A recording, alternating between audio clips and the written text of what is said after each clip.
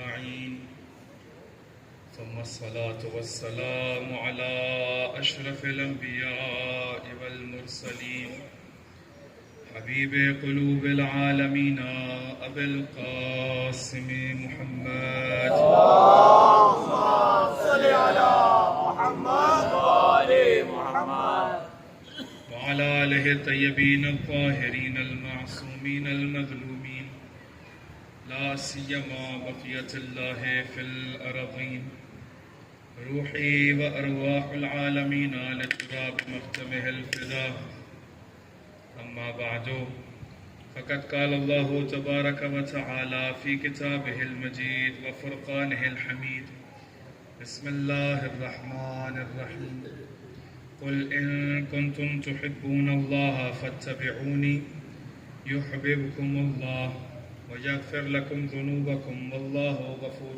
رحيم صدق الله العلي العظيم ایک دفعہ بلند آواز سے درود پڑھیں اللهم صل على محمد وآل محمد سلسلہ مجالس کی آج دوسری مجلس ہے ماشاءاللہ جی ماشاءاللہ کل کی مجلس میں آپ کی خدمت میں چند نکات پیش کیے آپ کی خدمت میں ذکر کیا کہ پروردگار نے انسان کو اس کائنات میں اپنا محبوب بننے کے لیے بھیجا ہے خداوند عالم نے اپنی ذات لامحدود سے لامحدود محبت کی جس کے نتیجے میں اپنے نور سے ایک نور مشتق کیا اس نور مشتق کہ جس کو مشتق کیا ہے اس کو محبوب و مقصود کائنات بنا کر اس کائنات میں بھیجا کہ جو پروردگار کی صفات کمالیہ و جمالیہ کا آئینہ قرار پایا اس طریقے سے خداوند عالم کی صفات کمالیہ و جمالیہ و جلالیہ کا آئینہ قرار پایا کہ پروردگار سورہ آل عمران کی 31ویں آیت میں یہ کہتے ہوئے دکھائی دیے کہ دیکھو اگر تم خداوند عالم سے محبت کرتے ہو تو یہ جن کو میں نے اپنے نور سے مشتق کیا ہے یہ جن کو میں نے اپنی صفات کمالیہ و جمالیہ و جلالیہ کا اس کائنات میں آئینہ بنایا ہے اگر تم ان کی اتباع کرو گے تو پروردگار یہ تمہارے دعوے کو قبول کرتا ہوا تمہاری محدود محبت کو قبول کرتا ہوا لامحدود محبت سے ہمکنار کرے گا یعنی اس طریقے سے کہ اگر انسان خداوند عالم کے محبوب سے محبت کرنے میں اتباع کے ساتھ کامیاب ہو جائے تو خداوند عالم کی اس لامحدود ذات کے جو لامحدود محبت کی حامل ہے اس سے لامحدود محبت کرتا ہے کہ جس کے نتیجے میں اس انسان کو بھی لازمان اور لامکان کرتا ہے آپ کی خدمت میں عرض کیا کہ محبت ہمارے پاس اس کائنات کی اصل ہے یعنی اگر اصل دیکھنا ہو تو ہمارے پاس جس وجہ سے پروردگار اس کائنات کو خلق کرتا ہے وہ محبت ہے خداوند عالم نے نور عالم محمد سے محبت کی کہ جس کے نتیجے میں اس کائنات کو خلق کیا آپ کو اس سے بات کو آگے بڑھاتا ہوں کہ آپ یہ دیکھیے کہ خداوند عالم انسان کو جب خلق کرتا ہے تو ایک ایسی شریعت اس انسان کے حوالے کی اپنے محبوب کے ذریعے کہ جس کے نتیجے میں انسان جب بھی اس پر عمل کرتا چلا جائے گا تو وہ اتباع کہلائے گی اس شریعت میں ہمارے پاس 5 احکام ہیں چھٹا حکم نہیں ہے 5 احکام ہیں یا حکم کوئی بھی واجب ہے یا حرام ہے یا مستحب ہے یا مکروہ ہے یا مباح ہے ہمارے پاس اس محبوب شریعت میں چھٹا حکم نہیں ہے یا کوئی بھی عمل جب بھی انسان انجام دیتا ہے وہ واجب کی نیت سے کرتا ہے یا مستحب کی نیت سے کرتا ہے یا اگر کسی بھی عمل کو ترک کرتا ہے تو یا وہ حرام ہے یا مکروہ ہے اور اگر کسی بھی عمل کا انجام دینا برابر ہو تو اس کو مباح کہا جاتا ہے اب غور کریے کہ میں پروردگار سے پوچھتا ہوں کہ خدایا یہ جو تو نے میرے پہ نماز کو واجب کیا ہے جو ہے آپ لوگوں کی ایک دفعہ درود پڑھیں محمد والے محمد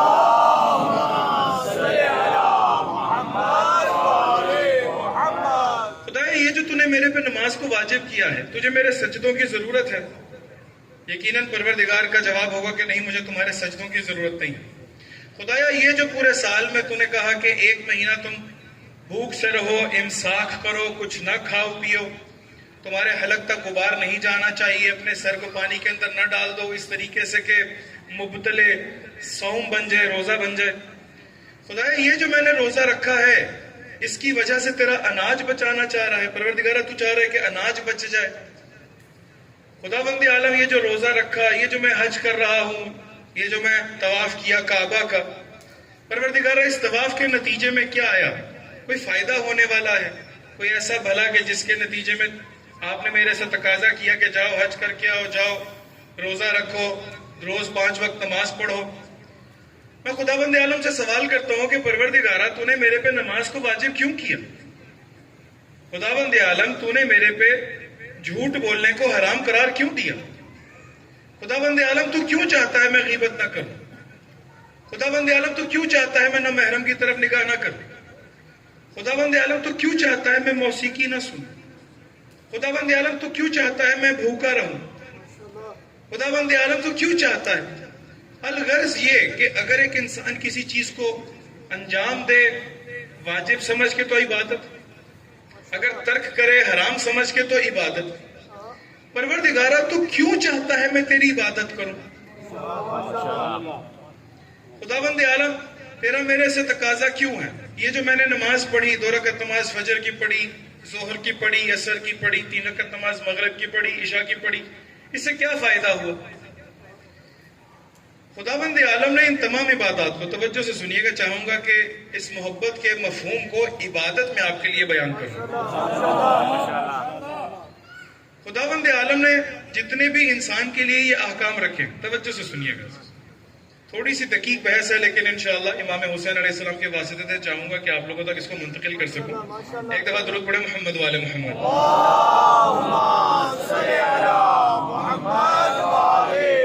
خداوند عالم تو کیوں چاہتا ہے میں عبادت کروں، تو کیوں چاہتا ہے نماز پڑھوں، تو کیوں چاہتا ہے روزہ رکھوں، تو کیوں چاہتا ہے کہ میں حج کروں، تو کیوں چاہتا ہے عمرہ کروں، تو کیوں چاہتا ہے کہ زیارت امام حسین علیہ السلام کے لیے جاؤں؟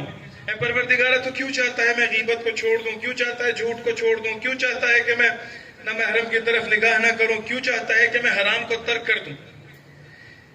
جتنے بھی ہمارے پاس احکام ہیں، جتنے بھی احکام ہیں، 5 احکام واجب ہو، مستحب ہو، حرام ہو، مکروہ ہو یا مباح ہو، 5 احکام، احکام تکلیفیہ اس کو کہتے ہیں شریعت میں۔ یہ جتنے بھی احکام ہیں ان کے بارے میں خود معصوم کہتے ہیں کہ یہ تابع مصلحت و مفسدہ ہے۔ یعنی کیا مطلب تابع مصلحت و مفسدہ ہے؟ یعنی اس طریقے سے کہ جب خداوند عالم نے انسان کو، کہ جب پروردگار حکیم ہے، خداوند عالم حکیم ذات ہے، حکیم ذات کسے کہتے ہیں کہ جو لغو کو انجام نہ دے، جو عبث کو انجام نہ دے، جو کوئی فضول امر کو انجام نہ دے، فضول کام کو انجام نہ دے، اس طرح کی ذات کو حکیم کہتے ہیں۔ کہ خداوند عالم نے اس کائنات میں ہر مخلوق جس کو بھی خلق کیا کسی نہ کسی سبب، کسی نہ کسی وجہ کے ساتھ۔ حتیٰ اگر آپ کو مثال کے ذریعے سے اس کو پہلے سمجھانا چاہوں تو ہم لوگوں نے مچھلی کے بہت سارے ایکویریمز دیکھے ہوں گے، ایک شیشے کا وہ برتن کے جس کے اندر پانی ڈال کے مچھلیوں کو رکھا جاتا ہے، اس کو ایکویریم جس طرح سے بھی معلوم نہیں اس کو اردو میں کیا کہتے ہیں۔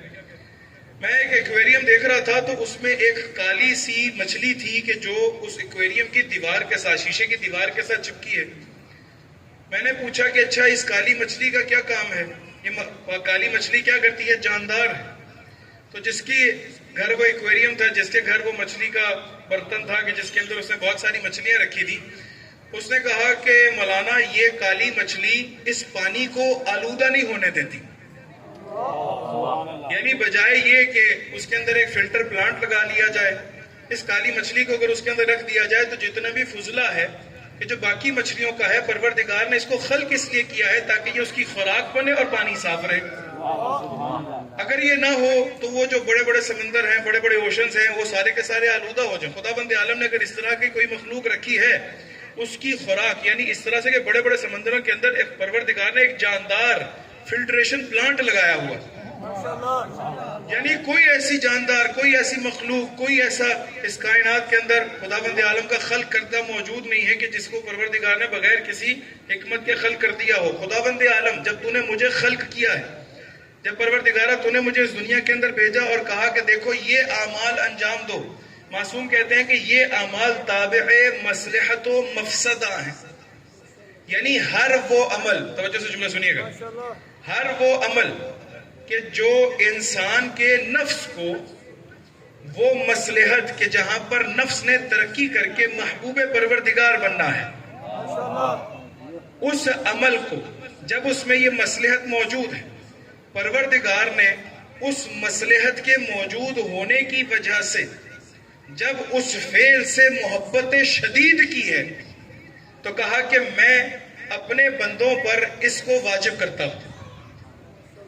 نماز میں خداوند عالم نے ایسی مصلحت شدیدہ کو دیکھا کہ جس کے نتیجے میں انسان کے نفس نے ترقی کر کے محبوب پروردگار بننا ہے، خداوند عالم نے اس عمل میں موجود مصلحت سے محبت شدیدہ کی ہے، جس کی وجہ سے کہا کہ اے لوگو، اے بندو، اے مومنو، تم پر میں اس عمل کو واجب کرتا ہوں۔ اگر اس عمل میں مصلحت دیکھتے ہوئے خداوند عالم اسے محبت شدیدہ نہ کرے، صرف محبت کرے، تو اس عمل کو اپنے بندوں کے لیے مستحب کرتا ہے۔ اگر کسی عمل میں پروردگار فساد دیکھتا ہے کہ جس کے نتیجے میں انسان کا نفس بجائے ترقی کرنے کے تنزلی کرتا ہے اور محبوب ہونے کے بجائے مبغوض پروردگار بنتا ہے، تو پروردگار جب اسے نفرت شدید کرتا ہے تو اس عمل کو حرام کرتا ہے۔ اور اسی طرح سے اگر نفرت شدید نہ کرے، یعنی ایک ایسا عمل کہ جو انسان انجام دے لیکن خدا کے نزدیک پسندیدہ نہیں ہے، اس عمل کو پروردگار مکروہ قرار دیتا ہے۔ اور اگر کسی بھی انسان کے عمل سے پروردگار کی محبت یا نفرت وہ متعلق نہ ہو تو خداوند عالم اس عمل کو انسان کے لیے مباح قرار دیتا ہے۔ بس پتہ یہ چلا کہ انسان کے جتنے بھی اعمال ہیں، اگر ان عمل کے ساتھ، ان اعمال کے ساتھ پروردگار محبت کرتا ہے، محبت شدید کرتا ہے، تو واجب، یعنی محبت شدید کی پروردگار نے اس عمل کو انسان کے اوپر واجب قرار دیا، اور واجب قرار دینے کے نتیجے میں خداوند عالم نے کہا کہ دیکھو اگر اس کو انجام دو گے تو تمہارا نفس ترقی کرے گا، تم محبوب پروردگار بنتے چلے جاؤ گے۔ یعنی اس عمل کے نتیجے میں یا انسان تنزلی کرتا ہے یا ترقی کرتا ہے۔ آئیے آپ کے ان نفوس کو تازہ کرنے کے لیے کہ خداوند عالم نے جب کسی بھی عمل کو عبادت بنانا ہے، یا اس کے انجام کو عبادت بنانا ہے، یا اس کے ترک کو عبادت بنانا ہے، یعنی کیا مطلب؟ جھوٹ کو چھوڑ دیا، عبادت، نماز کو کر لیا، پڑھ لیا، عبادت، موسیقی چھوڑنا یعنی سننا چھوڑ دی، عبادت، روزہ رکھا تو عبادت۔ خداوند عالم کو کس قدر انسان کی فعل سے، اس مصلحت کی وجہ سے محبت شدیدہ ہوگی کہ رسول خدا یہ کہتے ہوئے دکھائی دے کہ دیکھو ذکر علی عبادہ،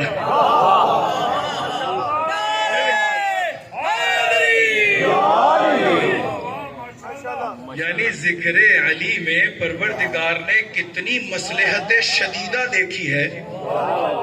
ابھی ہم نے امیر المومنین کی بات نہیں کی، ذکر علی کی بات کی، ابھی مولا کی بات نہیں کر رہے، ابھی ذکر امیر المومنین کی بات کرتے ہیں کہ خداوند عالم نے اس ذکر میں کتنی مصلحت دیکھی ہے، اور مصلحت دیکھنے کے بعد اس ذکر سے کتنی محبت شدیدہ کی ہے کہ جہاں جہاں یہ ذکر ہوتا چلا جاتا ہے پروردگار عبادت لکھتا چلا جاتا ہے۔ درود پڑھے محمد وآل محمد۔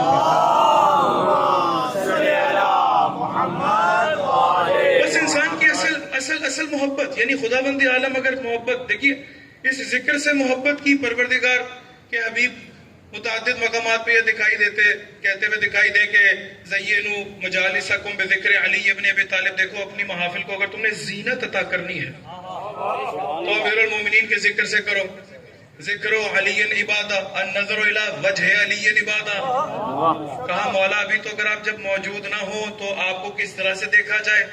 کہا دیکھنا، اگر میں دیکھا نہ جا سکوں، اگر تم مجھے دیکھ نہ سکو تو دیکھو ذکر کرو، خداوند عالم تمہارے زبان کے گناہوں کو معاف کرتا چلا جائے گا۔ خداوند عالم کو خود امیر المومنین کے نام سے، توجہ سے سنیے گا، ابھی ہم لوگ ذکر کی بات نہیں صرف نام کی بات کرتے ہیں، امیر المومنین کے نام سے کتنی محبت ہے کہ انسان امیر المومنین کا نام سنتا چلا جائے، خدا کانوں کے گناہوں کو معاف کرتا چلا جائے۔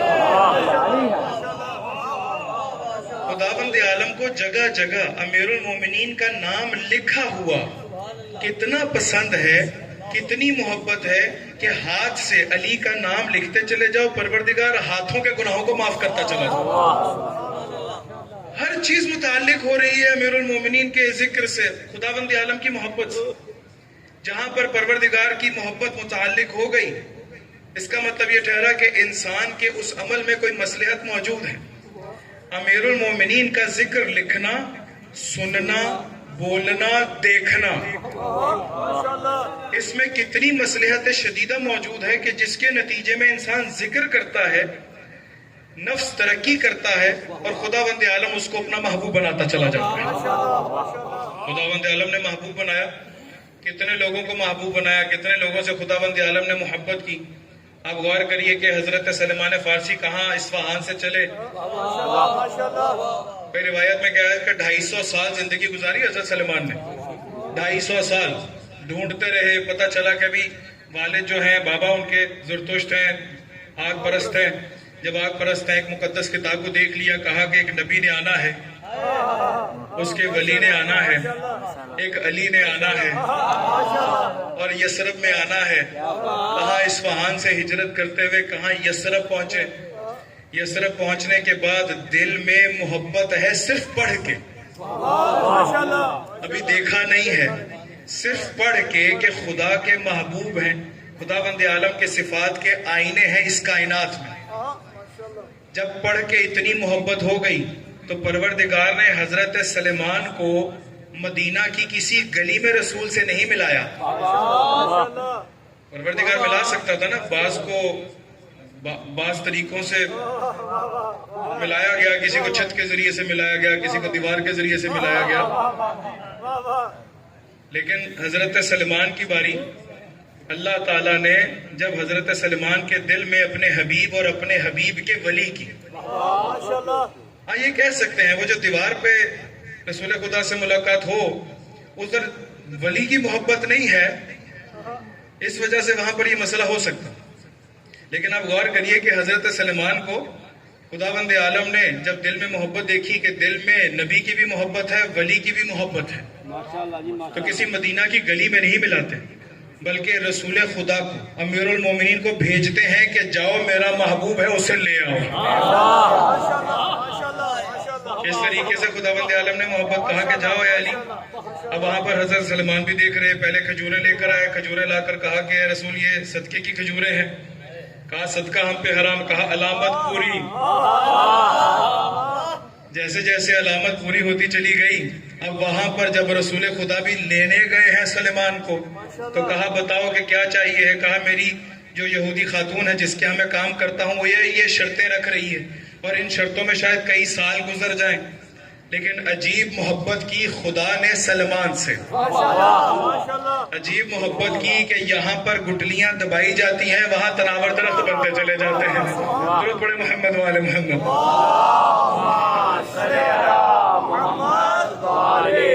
بات ساری محبت کی ہے، بات ساری محبت کی ہے۔ آپ غور کریے کہ حضرت سلمان ہی کے دل میں کیسی محبت دیکھتے ہیں رسول خدا کہ بعض پاس بیٹھے ہوئے جب تھوڑا سا پریشان ہوتے ہیں، چونکہ اور بہت سارے الفاظ استعمال کیے جا سکتے ہیں جو نہیں کرتے، جو تھوڑے سے پریشان ہوتے ہیں، انہوں نے کہا رسول خدا یہ اصفہانی، یہ فارسی، یہ کہاں سے آ گیا، یہ کہاں سے آ گیا کہ ہم لوگ عربوں کے اوپر یہ اتنی فوقیت رکھ گیا، اور آپ کی اتنی محبت کو اپنے شامل حال کر لیا، اتنا محبوب بن گیا آپ کا۔ یہ سلمان فارسی ہے، ہم لوگ عرب ہیں۔ تو ساتھ ہی رسول خدا نے یہ نہیں کہا کہ اس کو سلمان عربی کہنا شروع کر دو، رسول خدا نے ان کی پریشانی کو مزید بڑھانے کے لیے کہا سلمان فارسی نہیں، اس کو سلمان محمدی کہو۔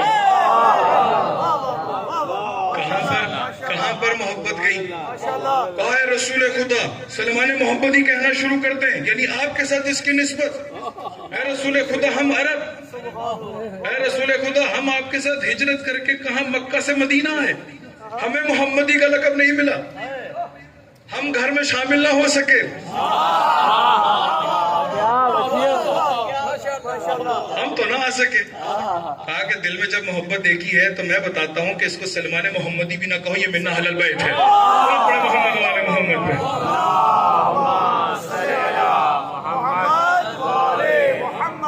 اور ساری چیزیں جو ہے وہ محبت کے ساتھ ہیں, ساری چیزوں کا تعلق محبت کے ساتھ. اسی وجہ سے چاہ رہے ہیں کہ ہم لوگ محبت کے مفہوم کو سمجھ لیں. اگر ہم لوگ محبت کے مفہوم کو سمجھ لیں گے تو ہمیں معلوم پڑ جائے گا کہ ہم لوگ جو دعویٰ کر رہے ہیں پروردگار ان کنتم تحبون اللہ, اگر تم دعویٰ کرتے ہو کہ ہم آپ سے محبت کرتے ہیں تو مجھے پتہ چل جائے کہ محبت کیا ہے. جب مجھے محبت پتہ چل جائے گا میں اپنے آپ کو اسیس کر سکوں گا, میں اپنے آپ کو دیکھ سکوں گا, ہاں بھی مجھے خداوند عالم سے سید الشہداء سے محبت ہے یا نہیں. میں اپنے آپ کو پرکھ سکوں گا, میرے پاس ایک معیار آ جائے. اور اس ممبر کا حق بھی یہی ہے کہ معیار ملے. جس طرح سے امیر المومنین کا ذکر بھی معیار ہے نا, کہا ذکر کرو چہرے کھل جائیں. معیار ایمان چہرے گر جائیں تو وہ بھی معیار نفاق.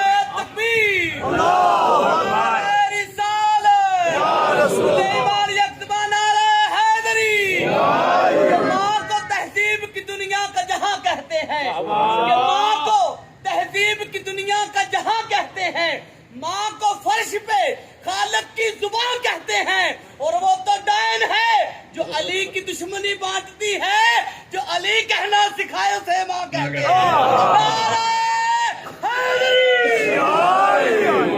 ایک دفعہ ضرور پڑھے محمد والے محمد.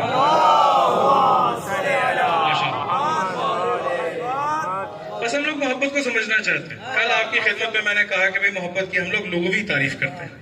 کل آپ کی خدمت میں 2 محبت کی لغوی تعریف کی. مقدمہ اس لیے بنایا تاکہ ہم لوگ کو پتہ چلے ہم لوگ محبت کرنا چاہ رہے ہیں. ایک لغوی تعریف آپ کی خدمت میں کی کہ جہاں پر ہمارے پاس 2 وجود ہیں, ایک وجود کا جھکاؤ میلان اگر دوسرے وجود کی طرف ہو تو اس کو ہم لوگ کہیں گے کہ اس وجود کو دوسرے وجود سے محبت ہو گئی. ایک دفعہ یہ ہے کہ لغت ہی کے اندر محبت ایک ایسے پیالے کو کہا جاتا ہے کہ جس میں جتنا ظرف ہوتا ہے, جتنی اس کی ظرفیت ہوتی ہے, اتنا ہی وہ اپنے مظروف سے پر ہوتا ہے.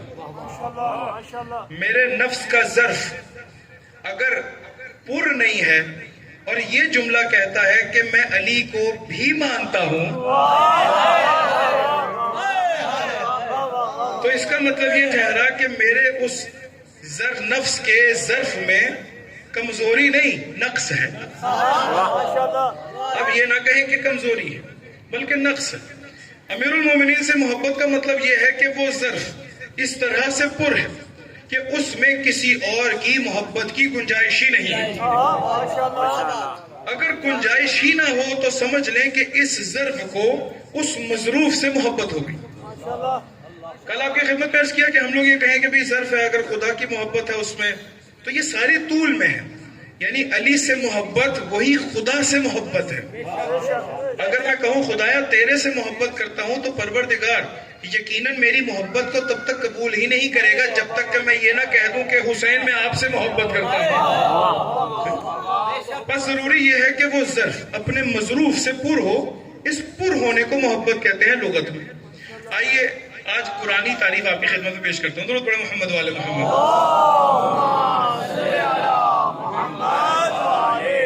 آیت اللہ مصباح یزدی نے اخلاق در قرآن ان کی کتاب ہے, اس کے اندر اس تعریف کو, محبت کی تعریف کو ذکر کیا. توجہ سے سنیے گا عزیزو, لطف آئے گا. درود پڑھیں محمد والے محمد.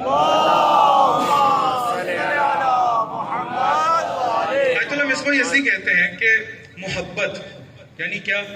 محبت یعنی 2 وجود آپس میں ایسی مناسبت رکھتے ہوں, ایسا تناسب رکھتے ہوں, ایسا آپس میں تعلق رکھتے ہوں کہ جہاں پر ما بہل افتراق کم ہوتا چلا جائے, ما بہل اشتراک بڑھتا چلا جائے.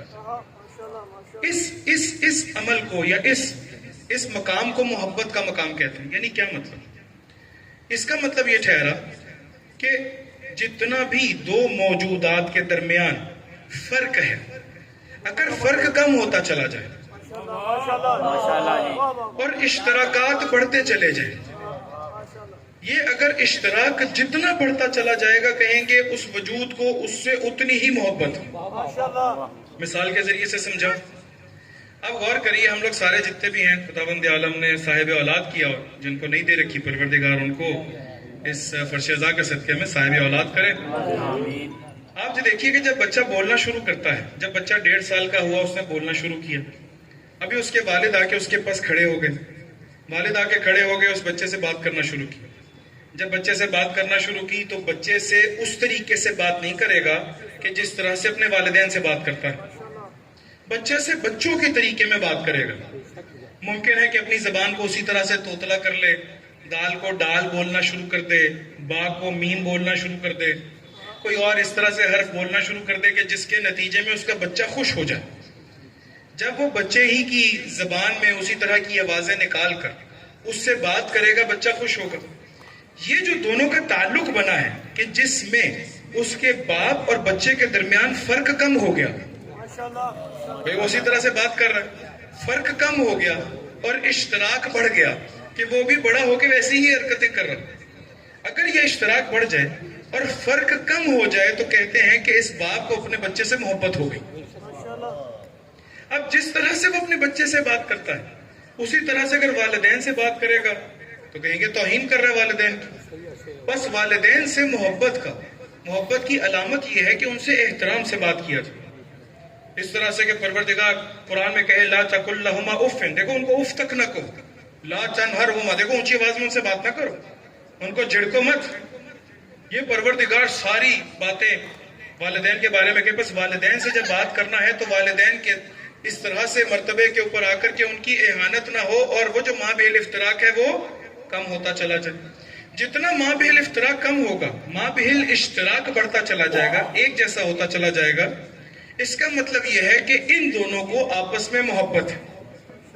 تاریخ کی مثال دوں، رسول خدا کس قدر اعلیٰ ترین مرتبہ وجود پر ہے، بلکہ کس قدر نہیں، اکمل ترین مرتبے پر ہے. یعنی اس کائنات میں اگر انسان کامل ہے، یا جملہ تبدیل کر کے کہتے ہیں، اہل بیت ایسے ہیں کہ جو عرفا مثال دیتے ہیں کہ سورج سے پھوٹی ہوئی ایسی کرن ہے کہ جو سورج نہیں ہے لیکن سورج جتنی تپش رکھتے ہیں.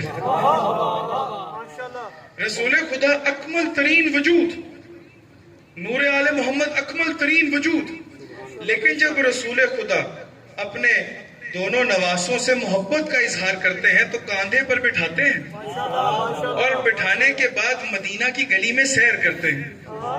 وہاں پر بھی ایک پریشانی کے عالم میں کوئی پوچھ لیتا ہے کہ اے رسول خدا کتنے خوش قسمت ہیں کہ سواری کیسی ہے. کہا سوار نہیں، سوار دیکھو کیسے ہیں. اب وہاں پر رسول خدا بھی کس طریقے سے محبت کا اظہار کر رہے ہیں، وہ اکمل ترین وجود کہ کس طریقے سے حسن و حسین کو کاندھے پر بٹھایا، کندھے پر بٹھا کے مدینہ کی گلیوں میں پھر رہے. بس مطلب یہ ٹھہرا کہ جہاں پر ماں بہل افتراق کم ہوتا چلا جائے، ماں بہل اشتراک بڑھتا چلا جائے، بس پتہ یہ چلے گا کہ ان دونوں موجودات کو، دونوں وجود کو آپس میں محبت ہو گئی. خداوند عالم سے اس کائنات میں سب سے زیادہ محبت انہی طاہر اور پاکیزہ گھرانے والوں کو ہے. کس طرح سے؟ خداوند عالم کا علم ذاتی، ایسا ہی پروردگار کا علم ذاتی، یعنی پروردگار کا علم اس سے جدا کسی اور شے کا نام نہیں. یعنی خدا کی ذات لامحدود، خدا کا علم لامحدود. اب جب پروردگار نے اس دنیا میں کسی کو اپنی اسی صفت کا آئینہ بنا کر بھیجا ہے کہ جس کی شہادت بھی پروردگار دیتا ہے کہ دیکھو میں ایسا علم ہوں، میں ایسا علم، عالم نہیں کہا، میں ایسا علم ہوں، ایسی ذات ہوں کہ جس سے علم کو جدا نہیں کیا جا سکتا. جب میں اپنے سے محبوب کسی کو اس کائنات میں خلق کروں گا تو ضروری یہ ہے کہ اس کو بھی ایسا علم لدنی عطا کر کے بھیجوں کہ اگر وہ اس علم سے کسی بھی جگہ پر بیٹھے ہوئے انسان کہ جو مرد ہیں کہہ دے کہ اے عورت تو ان مردوں میں کیا کر رہی ہے. خداوند عالم سے کس قدر قریب، کس قدر قریب. پروردگار نے کس طریقے سے شہادت دی کہ دیکھو اے حبیب اگر آپ سے کوئی آ کر یہ کہے لستا مرسلہ، کیا مرسل نہیں ہے، قل کفا باللہ شہیدا بینی و بینکم، وَمَنْ عِنْدَهُ عِلْمُ الْكِتَابِ، اے حبیب آپ ان سے کہہ دیجئے کہ میرے اور آپ کے درمیان اللہ کافی ہے، اور وہ کافی ہے کہ جس کے پاس کتاب کا علم وہ جہاں پر علم من الکتاب ہو، وہ کہاں پر یمن سے فلسطین پلک جھپکنے سے پہلے، اور جس کے پاس کتاب کا علم ہو، اب وہ سورج کو پلٹا دے، مرد کو زن بنا دے، زن کو مرد بنا دے۔ پروردگار نے کیسی قدرت عطا کر دی۔ ہوا کیا ہے کہ ما بہل اشتراک بڑھتا چلا گیا، ما بہل افتراق کم ہوتا چلا گیا۔ جب کم ہوتا چلا گیا تو پتہ چل گیا کہ ایک محب ہے، ایک محبوب ہے۔ اسی طرح سے اس دنیا میں بھی ایک محب ہے، وہ محبوب ہے، لیکن اسی تمام قدرت کے ساتھ آپ امیر المومنین کو جب دیکھتے ہیں کہ کس طرح سے مناجات کرتے ہیں، مناجات کرتے ہوئے کہتے ہیں اے پروردگارا انا العبد وانت المعبود وهل يرحم العبد الا المعبود، پروردگارا میں تیرا بندہ ہوں، تو میرا معبود ہے، اس بندے پہ سوائے تیرے کوئی اور رحم کر سکتا ہے؟ کتنا مابہل اشتراک پڑ گیا، کتنا مابہل اشتراک پڑ گیا۔ امیر المومنین تمام قدرت کے باوجود پروردگار سے مناجات کرتے ہوئے کہ انت القوی وانا ضعیف، پروردگارا تو قوی ہے، میں علی ضعیف ہوں، کمزور ہوں، وَهَلْ يَرْحَمُ الضَّعِيفَ إِلَّا الْقَوِيُّ، پروردگارا کیا آیا اس کمزور پہ تجھ قوی کے علاوہ کوئی اور رحم کر سکتا؟ انت الدلیل وانا المتحیر وَهَلْ يَرْحَمُ الْمُتَحَيِّرَ إِلَّا الدَّلِيلُ۔ اس کا مطلب یہ ٹھہرا عزیزوں کہ ما بہل اشتراک بڑھتا چلا گیا۔ اس ما بہل اشتراک کے بڑھنے نے بتا دیا کہ امیر المومنین کو خدا سے کتنی محبت ہے۔ مثال کے ذریعے سے سمجھا، آپ غور کریے کہ ہم لوگ صف اعضاء پر جتنے بھی ابھی بیٹھے ہیں، ہم سب قطرے ہیں، ہم سب قطرے ہیں۔ اگر انہی قطروں کو سمندر میں ڈال دیا جائے، اب کوئی قطرے کو ڈھونڈ نہیں سکتا، قطرہ کتنا ہی نجس کیوں نہ ہو۔ اگر آب زلال امام حسین میں خود کو غرق کرنے میں کامیاب ہو جائے، اس طریقے سے کہ اب فرق نہ رہے اور اشتراک بڑھ جائے، سمجھ لیجئے کہ اس نے جب اس آب زلال، یا اس طرح سے کہوں کہ بحر بے کرائے امام حسین میں جب خود کو غرق کرنے میں کامیاب ہو گیا، اب وہاں پر اس قطرے کو کوئی ڈھونڈ نہیں سکتا۔ ہمارا کام یہ ہے کہ ہم لوگ اس بحر بے کرائے امام حسین کے اندر خود کو غرق کر دیں۔ وہ صرف غرق کرنا ایسا نہیں کہ ہماری پاکیزگی کا سبب بنے گا، نہیں، بلکہ وہ اس چیز کا بھی سبب بنے گا کہ میں ایسے فنا ہو جاؤں کہ پھر پہچانا نہ جاؤں۔ کربلا میں کوئی کسی کو پہچان سکتا ہے؟ سب محبت کرتے۔ آپ نے کبھی جون سے اس لیے محبت کی کہ وہ غلام تھے، یا حبیب سے اس لیے محبت کی ہو کہ وہ فقیہ تھے، یا زہیر سے اس لیے محبت کی ہو کہ وہ بہت بڑے تاجر تھے، یا کسی سے اس لیے محبت کی ہو کہ وہ بنو ہاشم میں سے تھے؟ اگر کربلا میں وہ تمام قطروں نے جب اپنے آپ کو بحر بے کرائے امام حسین میں غرق کر لیا، تو ان کی عزت کے لیے، ان کے احترام کے لیے، ان کے وقار کے لیے، ان کے محبوب ہونے کے لیے اتنا کافی ہے کہ وہ امام حسین میں فنا ہو گئے۔ اپنے آپ کو اس طرح سے فنا کر بیٹھے کہ ابھی کوئی کسی کو پہچان نہیں سکتا۔ کوئی یہ نہیں کہہ سکتا کہ یہ پہلے نصرانی تھا، یہ کوئی نہیں کہہ سکتا کہ یہ پہلے عبید اللہ ابن زیاد کے پاس تھا، کوئی یہ نہیں کہہ سکتا کہ یہ کسی کا غلام تھا، کوئی یہ نہیں کہہ سکتا کہ یہ بہت بڑا قاری تھا۔ آپ نے کربلا میں کبھی سنا کہ میں مسلم ابن اوسجہ کا اس لیے احترام کروں کہ انہوں نے جنگ بہت اچھی کی؟ عجیب ہے کربلا، اگر ایک بوڑھا بھی قطرہ بن کے خود کو آب زلال بحر بے کرائے امام حسین میں غرق کرنے میں کامیاب ہو جاتا ہے، تو امام حسین میں جیسے ہی فنا ہوا جوان ہو گیا۔ حضرت مسلم ابن اوسجہ جیسا بوڑھا کہ ہاتھ میں راشا، کمر جھکی، آنکھوں کے آگے پلکیں گری، امام حسین پوچھیں اے مسلم میری مدد کیسے کرو گے؟ کہا مولا 3 کپڑے ساتھ لائے۔ کہا کیا کرو گے؟ کہا کمر پہ باندھوں گا، ایک کو ماتھے میں باندھوں گا تاکہ آپ کے دشمن کو دیکھ سکوں، ایک جب گھوڑے پہ سوار ہوں گا تو نیچے سے باندھ دیجیے گا۔ اے مولا آپ کے لیے جا کر اپنی جان کا نذرانہ پیش کروں۔ بوڑھا امام حسین پوچھیں کہ بھی آپ کے ہاتھ میں تو راشا ہے، آپ تو تلوار کو پکڑ نہیں سکتے، آگے سے حضرت مسلم یہ کہتے ہوئے دکھائی دے کہ مولا آپ کی محبت نے اتنا طاقتور کر دیا ہے کہ اگر تلوار نہ بھی اٹھا سکوں تو زمین کربلا سے پتھر اٹھا کے اپنے دشمن کو ماروں گا. کیسا آب زلال ہے امام حسین کا، جہاں پر انسان فنا کر دے، ماں بہل اشتراک بڑھتا چلا جائے، ماں بہل اشتراک کم ہوتا چلا جائے.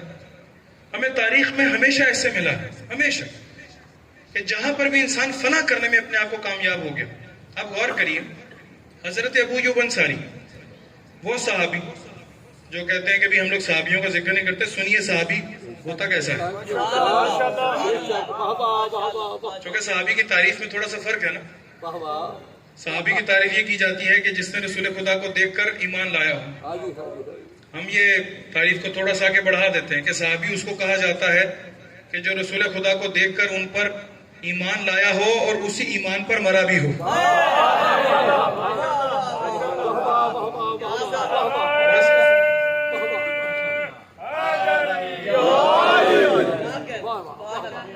ابھی ہیں بہت سارے ایسے. دیکھیے حضرت ابو ایوب انصاری رسول خدا کو دیکھنے سے پہلے ایسا ایمان لے کر آئے.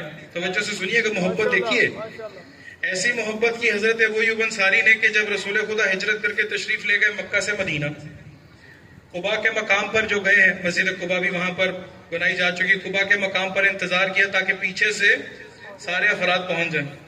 سارے افراد یعنی امیر المومنین پہنچ جائیں. امیر المومنین تشریف لے آئے، مہاجرین تشریف لے آئے، اہل بیت تشریف لے آئے. جب تشریف لے آئے ابھی رسول خدا مدینہ کی طرف گئے. جب مدینہ کی طرف گئے تو اب سارے مدینہ والے کہیں رسول خدا ہمارے مہمان بنیے، رسول خدا ہمارے مہمان بنیے. رسول خدا کو مہمان بنانے کی کس کا کتنا بڑا شرف. رسول خدا نے اپنی اونٹنی کی مہار کو اس کی گردن پر رکھ دیا. گردن پر رکھ کے کہا کہ دیکھو اس اونٹنی پر خدا بند عالم نے الہام کر دیا ہے. اس کا مطلب یہ ہے کہ حیوان پہ نسبت کی وجہ سے الہام ہوتا ہے. بھائی کہا اس کے اوپر الہام کر دیا، الہام ہو گیا. قصوہ رسول خدا کی اونٹنی کا نام. کہا دیکھو اس کی مہار میں نے رکھ دی، یہ جہاں پر جا کر بیٹھ جائے گی وہیں پر میں قیام کروں گا، وہیں قیام کروں گا. ہم سب کا سنا ہوا واقعہ ہے کہ جہاں پر رسول خدا کی اونٹنی قصوہ نے ابھی مدینہ کی گلیوں میں چلنا شروع کیا. مدینہ کی گلیوں میں چلتے چلتے حضرت ابو ایوب انصاری کہ جن کا نام خالد ابن زید ہے اور یہ خزرج قبیلے سے ہے، یعنی خالد ابن زید خزرجی اور کنیت ان کی ابو ایوب انصاری اس لیے کہا گیا چونکہ مہاجرین کے مقابلے میں جو مدینہ میں پہلے سے موجود ہیں ان کو انصار کہا، اس وجہ سے ان کو انصاری کہا گیا. بھئی کوئی تو وجہ ہے کہ جس کی وجہ سے اونٹنی کسی ایسے کے گھر جا کے نہیں رکی کہ جس کے گھر میں بہت سارا مال ہو. یا یہ بھی کہہ دوں کہ کسی ایسے کے گھر جا کے بھی نہیں رکی کہ جس کے بارے میں اللہ تعالیٰ کو پتا ہو کہ اس نے 2-3 مرتبہ اپنے گھر کا سامان دے دینا. یعنی وہ جا کر حضرت ابو ایوب انصاری کے گھر جا کے رک گئے. بھئی کوئی تو وجہ ہے. اچھا حضرت ابو ایوب انصاری بھی مدینے کے کوئی بہت رئیس نہیں ہے، بہت رئیس، بہت پیسے والے، بہت ثروت مند. یعنی میں روایات دیکھ رہا تھا، مسعودی، بلازری، کامل اور بہت ساری اور اس طرح کی تاریخوں میں جو لکھا ہے، کہتے ہیں حضرت رسول خدا جب تشریف لائے تو کبھی ان کو لہسن کو پکا کر دیا جاتا تھا روٹی کے ساتھ، کبھی پیاز کو پکا کے دیا جاتا تھا. تو وہ جہاں پر جن کے دسترخوان پہ بہت بڑے بڑے گوسفند پڑے ہوتے تھے، بہت ساری چیزیں اور پڑی ہوتی تھی، رسول خدا وہاں نہیں گئے. کوئی تو وجہ ہے کہ حضرت ابو ایوب انصاری کے گھر گئے. یہ جملہ تبدیل کر کے کیوں اپنے موضوع سے متعلق کر لیں کہ خداوند عالم نے حضرت ابو ایوب انصاری اس سے پہلے کہ رسول خدا کو دیکھتے دل میں کیسی محبت دیکھی ہوگی کہ رسول خدا کو حضرت ابو ایوب انصاری کا مہمان بنا دیا. کوئی تو وجہ ہے. خداوند عالم کے کسی کام میں ایسا نہیں ہے کہ حکمت نہ ہو، حکمت سے خالی کوئی تو وجہ ہونی چاہیے. پر حضرت ابو ایوب انصاری ان اصحاب میں سے کہ جو رسول خدا پر ایمان لے کر آئے اور اسی ایمان پر اس دنیا سے گئے. اور اس کی سب سے بڑی دلیل یہ کہ حضرت ابو ایوب انصاری امیر المومنین کے ساتھ تینوں جنگوں میں شریک، جنگ نہروان میں بھی شریک. جنگ نہروان میں یہاں تک امیر المومنین نے حضرت ابو ایوب انصاری پر اعتماد کیا کہ جاؤ اور جا کر خوارج سے میری جانب سے علی کی جانب سے مناظرہ کر کے آؤ کہ دیکھو چاہتے کیا ہو تم. اتنی محبت کی امیر المومنین نے کہ وہ جو امیر المومنین کا خلافت ظاہریہ کا ایک 4 سال کا پیریڈ ہے اس میں حضرت ابو ایوب انصاری کو اپنی جانب سے مدینے کا گورنر بنایا. یعنی اتنا اعتماد. بھئی کسی وجہ سے تو ہے, اونٹنی کا رکنا کسی وجہ سے تو ہے, رسول کا جا کر مہمان بننا کسی وجہ سے تو ہے. کوئی تو وجہ ہے کہ جس کے نتیجے میں بلازری کہتا ہے کہ 7 ماہ تک رسول خدا حضرت ابو ایوب انصاری کے مہمان رہے. یعنی ایک روایت میں مسعودی کے پاس پڑھ رہا تھا, کہا کہ 1 ماہ تک, یعنی اگر 1 ماہ 30 دن بھی 30 دن رسول خدا ان کے مہمان رہے, کوئی تو وجہ ہو کہ اونٹنی بھی جا کے وہیں رکے. توجہ سے سنیے گا وجہ کیا ہے. درود پڑھے محمد والے محمد.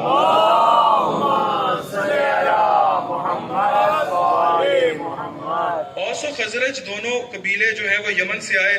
یمن میں دونوں بھائی ہیں اوس و خزرج کے جو معرب میں رہتے ہیں. اولاد بڑھتی گئی, 2 قبیلے بن گئے. جو سد معرب ہے, معرب کا جو ڈیم ہے یمن میں, اس میں کوئی پریشانی ہوئی, پانی ختم ہو گیا.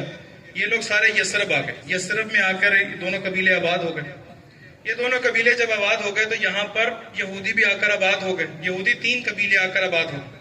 بنو نذیر آ کر آباد ہوا, بنو قریظہ اور بنو قینوقاع. یہ 3 قبیلے یہودیوں کے جو یثرب میں آ کر آباد ہوئے. اس وجہ سے چونکہ ان کی کتابوں میں عہد قدیم میں یہ لکھا ہے, توریت میں یہ لکھا ہے, تلمود میں یہ لکھا ہے کہ وہ جو آخری نجات دہندہ کہ جس کے ہاتھ پر پروردگار نے نصرت لکھی ہوگی وہ مدینہ میں آئے گا. اس وجہ سے یہ تینوں قبیلے یہودی بھی آ کر یثرب میں آ کر آباد ہو گئے. وہ نجات دہندے جو ہیں وہ اللہ تعالیٰ کی مشیت یہ ٹھہری کہ وہ مکہ میں آئے. رسول خدا کو پروردگار نے مکہ کے اندر مبعوث کیا, جبکہ ان کی کتابوں میں ہے کہ وہ یثرب میں آئیں گے. یثرب یہ اوس و خزرج دونوں قبیلے کے زید ابن حارث, یہ جو خزرجی حضرت ابو ایوب انصاری, یہ ان قبیلوں سے جا کر رسول خدا کے بارے میں سنتے رہے. جیسے جیسے سنتے تھے ویسے ویسے دل میں محبت بڑھتی تھی. ویسے ویسے دل میں محبت بڑھتی کہ پروردگارہ یہ نجات دہندہ کب آئے گا. حضرت ابو ایوب انصاری کے جو بہت زیادہ ثروت مند نہیں ہیں, انہوں نے اپنا گھر بنانا شروع کیا. جب گھر بنانا شروع کیا تو اس نیت سے بنانا شروع کیا کہ یہ گھر میں 2 منزلہ بناؤں گا کہ جب بھی وہ نجات دہندہ آئے وہ آ کر میرے گھر میں مہمان بنے. ابھی رسول آئے نہیں, ابھی مکہ میں مبعوث ہوئے نہیں, ابھی رسول خدا نے آ کر توحید کا اعلان نہیں کیا, وحدہ لا شریک کی طرف دعوت نہیں دی, لیکن دل میں ان کتابوں کے پڑھنے کے بعد ایسی محبت بنی کہ جس کے نتیجے میں جب گھر بناتے ہیں تو اس نیت سے بناتے ہیں کہ جب بھی نجات دہندہ وہ آئے گا ہمارے گھر میں آ کے مہمان بنے. کس قدر محبت کی حضرت ابو ایوب انصاری نے کہ جب وہ تشریف لائے تو خداوند عالم کو پتا ہے کہ کون سا گھر ایسا ہے کہ جو اس مقصد کے لیے بنا ہے. کون سا گھر ایسا ہے کہ جو اس مقصد کے لیے بنا ہے کہ جہاں پر خدا نے علی کو بھیجنا ہے. کون سا گھر ایسا ہے کہ جو اس مقصد کے لیے بنا ہے کہ جہاں پر مدینے میں رسول خدا کو بھیجنا ہے. وہاں پر گئے, جا کر جب اونٹنی بیٹھ گئی, حضرت ابو ایوب انصاری کی زوجہ جو ماں ہے وہ بھاگتی بھی آئی, رسول خدا کے سامان کو لیا گھر کے اندر لے گئی. حضرت ابو ایوب انصاری کا عقیدت دیکھے کہا رسول خدا میں نے اپنے گھر کو 2 منزلوں پہ کافی دیر پہلے بنایا تھا کہ آپ تشریف لائیں گے, اور اب آپ جب تشریف لائے ہیں تو میں چاہتا ہوں کہ آپ اوپر والی منزل پہ رہیے. رسول خدا نے کہا کہ اے ابو ایوب کیوں چاہتے ہو کہ میں اوپر والی منزل پہ رہوں. کہا رسول خدا میں چاہتا ہوں کہ آپ ہمیشہ بلند رہیں. وہاں پر جب رسول خدا نے اپنی محبت کا اظہار کیا حضرت ابو ایوب کے ساتھ تو کہتے ہیں کہ نہیں, میرے ساتھ بہت سارے لوگ ملنے کے لیے آیا کریں گے, تمہیں مشکل نہ ہو, تم اپنی ماں کے ساتھ اوپر والی منزل پہ رہو اور میں رسول نیچے والی منزل پہ رہوں گا. کتنی محبت کی حضرت ابو ایوب انصاری کے ساتھ رسول خدا نے کہ حضرت ابو ایوب انصاری کی جو والدہ ہیں ان کو دکھائی نہیں دیتا, نابینا ہے. کہا اے ابو ایوب کیا نہیں چاہو گے کہ رسول خدا تمہارے مہمان ہوں اور تمہاری ماں کی بینائی واپس آ جائے. کہا کیوں نہیں چاہیں گے. کہا اپنی والدہ کو بلائیے. جب حضرت ابو ایوب کی والدہ آئی ہیں رسول خدا نے آنکھوں کے آگے ایسے ہاتھ پھیرا, بینائی عطا کر دی. اگر میں اپنا گھر آج زمانے کے امام کی محبت میں بناؤں، اگر میں کہوں کہ مولا میں آپ سے محبت کرتا ہوں، میں یہ گھر بنا ہی اس لیے رہا ہوں، اس کی اینٹوں کو اتنا پاکیزہ رکھ رہا ہوں کہ جب بھی مولا آپ اس کائنات میں تشریف لائیں، یہ عمل ایسا ہے کہ جہاں پر کوئی کہہ سکے کہ مجھے زمانے کے امام سے محبت ہو گئی۔ اے سید الشہداء، میں نے آپ کی محبت میں یہ گھر بنایا ہے تاکہ آپ کا ہر وقت ذکر ہوتا رہے۔ میں نے اس گھر کی اینٹ، ایک ایک اینٹ آپ کی محبت میں رکھی ہے، ایک ایک اینٹ آپ کی محبت کے اندر رکھی ہے، اس طریقے سے کہ یہ دیواریں آپ کی محبت میں ہیں۔ اگر پروردگار اس وقت حضرت ابو ایوب انصاری کے اوپر یہ کرم کر سکتا ہے، ان کے دل میں اس محبت کو دیکھنے کے ساتھ، اگر میں بھی اس مابہل افتراق کو کم کر دوں، مابہل اشتراک کو بڑھاتا چلا جاؤں کہ جہاں پر میرے اور زمانے کے امام کے اہداف میں فرق نہ رہ جائے، اگر میں بھی وہ قطرہ اپنے آپ کو زمانے کے امام کے بحر بے کرا میں فنا کر دوں، اس فنا کرنے کے نتیجے میں یہ سارے اعمال انجام دینا شروع کر دوں، میرا گھر ان کی وجہ سے، میری سواری ان کی وجہ سے، میرا نفس ان کے اندر فنا، اب کہہ سکتے ہیں کہ مجھے حسین سے محبت ہو گئی، اب کہہ سکتے ہیں کہ مولا مجھے آپ سے محبت ہو گئی۔ اے مولا میرا سب کچھ تو آپ کی وجہ سے، مولا میں عبادت کر رہا ہوں آپ کی محبت کے ساتھ، مولا میں یہ جتنے اعمال انجام دے رہا ہوں آپ کی محبت کے ساتھ۔ جہاں پر بھی مابہل افتراق کم ہوتا چلا جائے، مابہل اشتراک بڑھتا چلا جائے، وہاں پر کہا جائے گا کہ اس کو محبت ہوگی۔ مولا میں آپ سے محبت کرتا ہوں۔ کوئی نہیں کہہ سکتا کربلا میں کہ کسی نے زیادہ جنگ کی ہے، کسی نے کم کی، سب کربلا میں ہے۔ بہت سارے ایسے تھے کہ جو جنگ کرنے کے قابل، جو جنگجو نہیں تھے، یعنی زہیر ایک بہت بڑے جنگجو، یعنی بہت زیادہ تلوار، مولا عباس کہ جن کی تربیت امیر المومنین نے کی کربلا کے لیے، سارے تو ایسے نہیں تھے، لیکن کسی ایک کے بارے میں آپ یہ نہیں کہہ سکتے کہ اس نے اپنے نفس کو حسین کی راہ میں قربان نہیں کیا۔ کیوں؟ چونکہ سب کو امام حسین سے محبت تھی، سب امام حسین کی محبت میں گرفتار تھے۔ کوئی نہیں کہہ سکتا بوڑھا ہے، کوئی نہیں کہہ سکتا جوان ہے، کوئی نہیں کہہ سکتا بچہ ہے، کوئی نہیں کہہ سکتا۔ کیوں؟ چونکہ سب کے سب کو امام حسین سے محبت ہے۔ سب نے مابہل افتراق کو اتنا کم کر لیا اور مابہل اشتراک اتنا بڑھا لیا کہ کہیں پر بھی کوئی جوان کھڑا ہو تو اسے امام حسین پوچھیں کہ کیفا عندک الموت، تو آگے سے کہ احلا من الحسن، اے مولا، اے میرے چچا، آپ کی راہ میں ہو تو شہد سے زیادہ میٹھی۔ اکبر جیسا جوان ہو، کہا وَلَسْنَا لَلْحَقِّ، اے بابا ہم لوگ حق پہ نہیں۔ کہا ہے اکبر اگر اس دنیا میں کوئی حق پہ ہے تو آپ کے بابا حسین۔ فَلَا نُبَالِي بِالْمَوْتِ، اے بابا ہم لوگ پھر موت سے کیوں ڈریں، موت ہم پہ آ گرے، ہم موت پہ جا گرے۔ اس طرح کے جملے ہیں۔ زہیر کا کیسا جملہ، لَوْ إِنِّي اُقْتَلْ، مجھے مار دیا جائے، ثُمَّ أُحْرَقْ، مجھے جلا دیا جائے، ثُمَّ أُنشَرُ فِي الْهَوَىٰ، میری اس خاک کو ہوا میں اڑا دیا جائے، ثُمَّ أُحْيَا، مجھے پھر زندہ کیا جائے، ثُمَّ أُحْرَقْ، اُقْتَلْ أُحْرَقْ أُنشَرُ فِي الْهَوَىٰ، لَوْ يُفْعَلُ بِي 70 مرة ما تركتك يا حسین، اگر اس طرح سے 70 مرتبہ بھی میرے ساتھ کیا جائے حسین آپ کو چھوڑ کے نہیں جائیں گے۔ کیسی محبت امام حسین سے۔ کسی کو امام حسین نے کہا کہ جاؤ مجھے چھوڑ کے چلے جاؤ، جاؤ چلے جاؤ کربلا سے، جان بچا لو۔ آگے سے وہ کہتے ہیں مولا اس دنیا کو تو کیا، میں رسول خدا کو کیا منہ دکھاؤں گا۔ کہا رسول خدا کی ضمانت میں دیتا ہوں، جنت کی ضمانت میں دیتا ہوں، جہاں تک اس دنیا کی بات ہے لو میرے کسی بھی بچے کا ہاتھ پکڑو اور لے جاؤ اور جا کے دنیا والوں سے یہ کہہ دینا کہ میں حسین کے بچے کو بچانے کے لیے لے کر آیا۔ کہیں پر بشر سے کہیں انت حل منی، ہے بشر جاؤ اپنے بچے کو بچا لو۔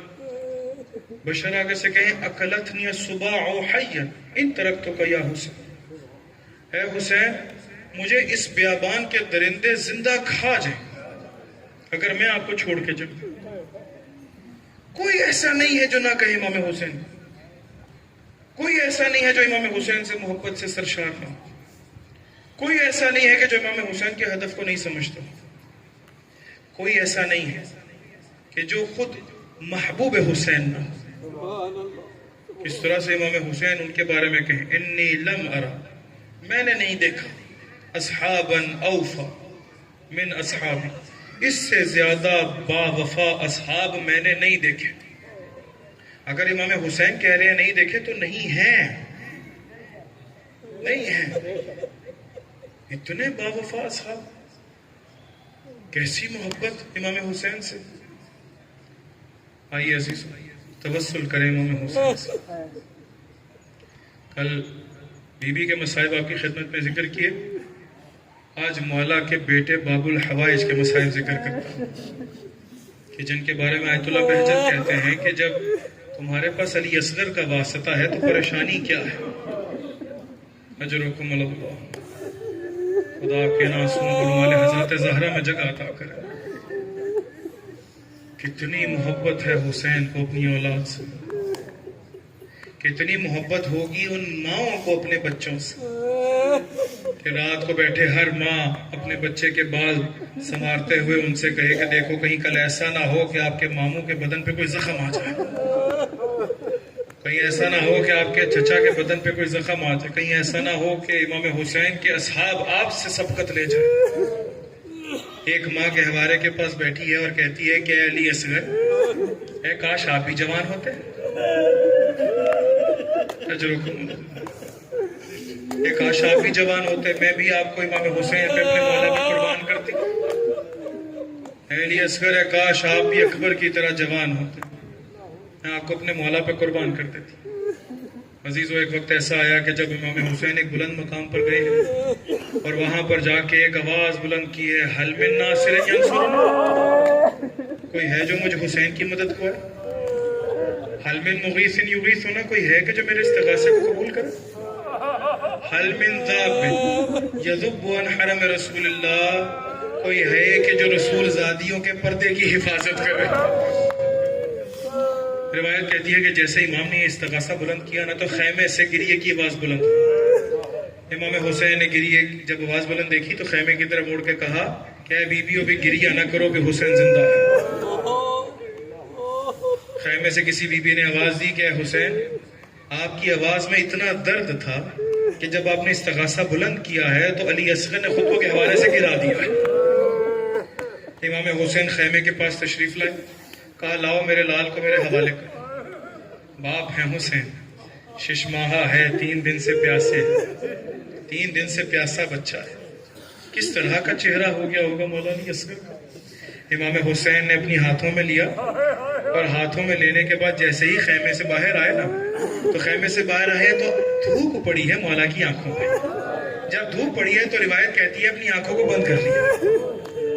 امام حسین نے اپنی اباغ سے مولا علی اصغر کے سایہ کیا، سایہ کر کے ایسے چلے ہیں کہ جس طرح سے کسی قرآن کو ساتھ لے کے چل رہے ہیں. میں قربان جاؤں.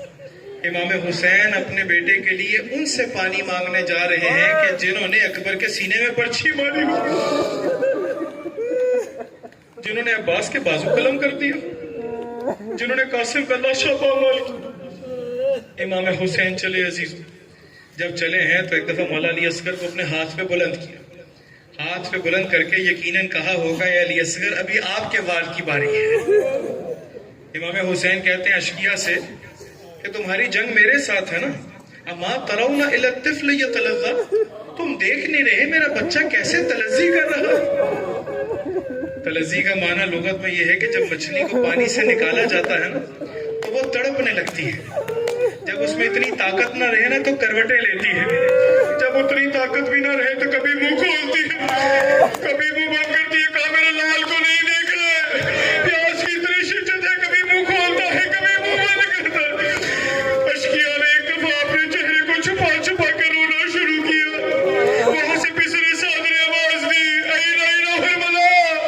اور حرملہ کہا، حرملہ کی آواز کا گونجنا تھا رباب درے خیموں پہ آ گئی.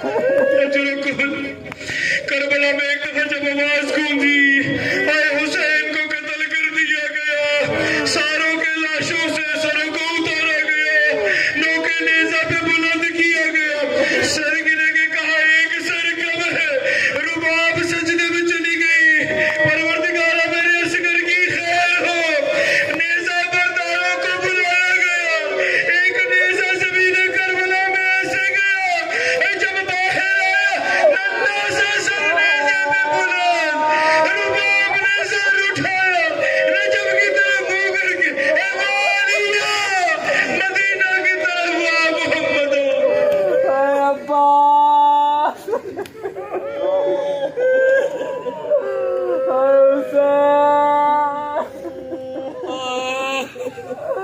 اے سجاد الا لعنت اللہ علی القوم الظالمین سیعلم الذین ظلموا ای منقلب ینقلبون پروردگارہ ہماری اس قلیل سی عبادت کو اپنی بارگاہ میں قبول فرما خداوند عالم تو رحیم ہے ان آنسوؤں کو رومال حضرت زہرا میں جگہ عطا فرما خداوند عالم ہمیں اہل بیت سے سچی محبت کرنے کی توفیق عطا فرما خداوند عالم ہمارے گھروں کو اس قابل بنا کے جہاں پر منجی عالم بشریت ہمارے مہمان بن سکیں پروردگارہ تو کریم ہے جتنے مریض ہیں ان کو شفا کاملہ عاجلہ عطا فرما پروردگارہ مومنین جو یہاں پر موجود ہیں ان کی اگر کوئی مشکل ہے تو اس کو آسان فرما خداوند عالم جو بے اولاد ہیں ان کو اولاد نرین عطا فرما جن کو دے رکھی ہے ان کو نیک اور صالح تربیت کرنے کی توفیق عطا فرما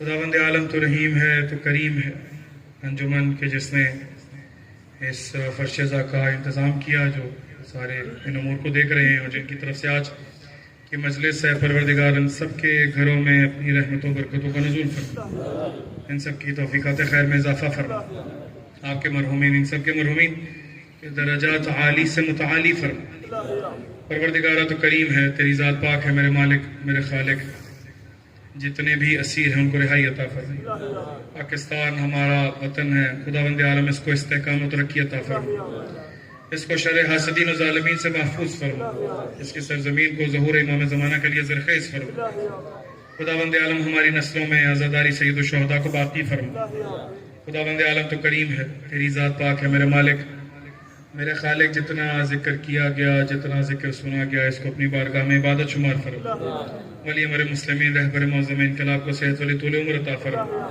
مراجع اعظام بالخصوص آیت اللہ سستانی کی حفاظت فرما خداوند عالم اس وقت کی سب سے اہم دعا وقت کی حجت صاحب العصر والزمان کے ظہور میں تعجیل فرما ہمیں ان کے اعوان و مددگار میں سے شمار فرما ان کی رکاب میں لڑتے ہوئے شہادت نصیب فرما ہمیں فقر افلاس محتاجی بستر کی موت سے محفوظ فرما ہماری تمام دعاؤں کو مستجاب فرما آخر میں ایک دفعہ سورہ فاتحہ 3 دفعہ سورہ توحید کی تلاوت فرما کے جملے حاضرین کے مرحومین بندہ حقیر کے مرحومین جنہوں نے اس فرشیزہ کا انتظام کیا انجمن کے جتنے بھی اراکین ہیں ان کے مرحومین کو ذہن میں رکھیے بالخصوص وہ تمام مراجع علماء شہداء کے جو اس دنیا سے جا چکے اور بالاخص ڈاکٹر محمد علی نقوی کی روح کو شہید عارف حسینی کی روح کو امام خمینی کی روح کے لیے رحم اللہ من یقرأ الفاتحہ بسم اللہ